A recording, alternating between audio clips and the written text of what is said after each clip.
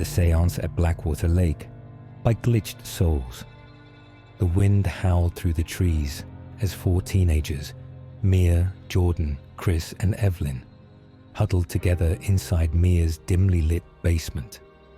A single candle flickered in the center of the small round table they sat around. The air smelled of melted wax and old wood, but beneath it all was something else, something damp like the scent of the lake on a cold night. No one had spoken for several minutes. The only sound was the occasional creak of the house settling, making Evelyn flinch each time. "We shouldn't be doing this," she whispered, glancing at the others. Her fingers trembled as she held onto Mia's hand. What if something else answers? Jordan, always the skeptic, rolled his eyes. "It's just a seance. If anything happens, it'll be because our imaginations wanted to." Chris swallowed hard. "But what if we do reach him?" His voice cracked slightly. "What if Josh really is still here?" Silence. No one wanted to say it out loud, but they all had the same thought. Josh's death didn't feel right. He was an excellent swimmer, the best among them.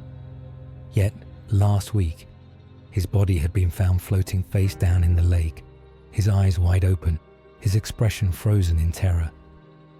Mia took a deep breath. "Let's just try.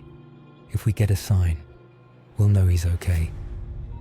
They all placed their fingertips lightly on the upturned glass, sitting on the homemade spirit board Mia had drawn earlier. The letters and numbers were shaky, written in black marker, and at the bottom, in the corner, was a single word: "Goodbye." Mia licked her lips. "Josh, if you're here, we just want to talk. We miss you." "Nothing." Jordan sighed. "See, this is..." Tap. They all froze. A single, sharp knock came from the basement window. The glass was dark, the reflection of the candle's flame barely visible against it. Mia turned toward it, her pulse hammering. "It's just the wind," she muttered. Chris cleared his throat, his voice unsteady. "Josh, are you with us?" The candle flickered violently. The glass under their fingers twitched. Evelyn gasped, but none of them moved their hands. The glass slid slowly across the board. "Yes." Mia's throat tightened. "Josh, how did you die?" The glass moved again, faster this time, jerking from letter to letter. "Pulled." Chris felt his stomach twist. "Pulled? By what?" The glass darted to the letters, spelling out one final message before it stopped dead in the center of the board. "Not Josh."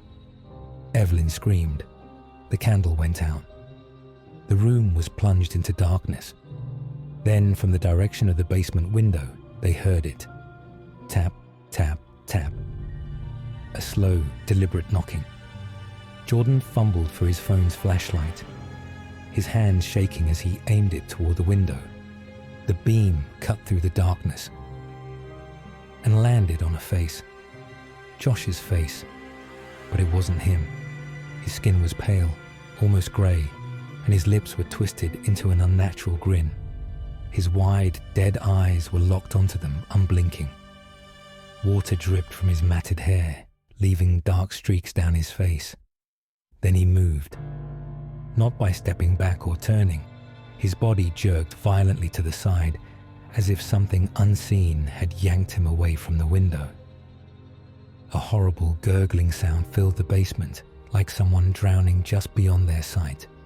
The knocking returned, louder now, faster. Bang, bang, bang. It came from every direction: the walls, the door, the ceiling, the floor beneath their feet. Evelyn shrieked, "We have to end it. Say goodbye." Mia's hands fumbled toward the board, her voice barely a whisper. Goodbye. Goodbye, Josh." The knocking stopped. For a long moment, none of them moved. Their breaths came in ragged gasps, their bodies drenched in sweat. Chris swallowed hard. I think it's over." Then, from upstairs, The front door creaked open. Mia grabbed her phone, her hands trembling as she turned on the flashlight. A thin, wet footprint appeared on the basement steps, then another. Evelyn whimpered, "No, no, no. We ended it. We ended it." Jordan shot up from his chair. "We need to get out of here." Bang! The basement door slammed shut. The candle reignited on its own, the tiny flame a sickly green. The spirit board in front of them began to smoke, the letters warping as if something were burning it from the inside out. Then, the gurgling sound started again. Louder this time, closer. It wasn't coming from outside. It was coming from behind them. Mia turned first, and her scream died in her throat. Josh stood at the back of the room, but it wasn't Josh. His body was bloated and discolored, his jaw unhinged unnaturally wide as lake water poured from his mouth, spilling onto the floor. His eyes, wide, white and empty, locked onto them. The others turned, and chaos erupted. Evelyn screamed. Jordan stumbled backward, tripping over his chair. Chris grabbed Mia's arm, trying to pull her away, but Josh didn't move. He just grinned. And then, one by one, the basement lights flickered off. Pitch black. The sound of dripping. A wet, slithering noise, like something dragging across the floor. Then, Chris gasped. The others heard it, a horrible, choking sound, before his voice cut off. The flashlight flickered back on. Chris was gone. The only thing left was his chair, tipped over in a puddle of dark, murky water. "Chris," Mia whispered. Then Jordan screamed. Something yanked him backward, hard, his body vanishing into the darkness. A sickening splash. Evelyn and Mia spun in frantic circles, but there was nothing, just the shadows, the candle, the sound of something breathing just beyond their sight. "Please," Evelyn sobbed. "We're sorry. We didn't mean to." A hand shot out of the darkness and clamped over her mouth. Mia watched, paralyzed as something dragged Evelyn away, her body writhing, her nails scratching deep grooves into the wooden floor. Then, silence. The basement was empty. Mia stood alone, her breath coming in quick, panicked gasps. A single drop of water hit her shoulder. Slowly, she looked up. Josh was on the ceiling.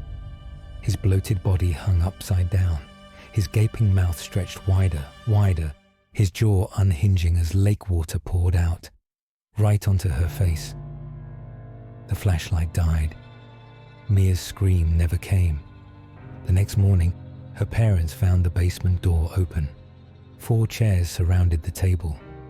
The spirit board was soaked, warped beyond recognition. But the house was empty. No sign of Mia, no sign of anyone. The only thing left behind was a trail of wet footprints leading all the way back to the lake.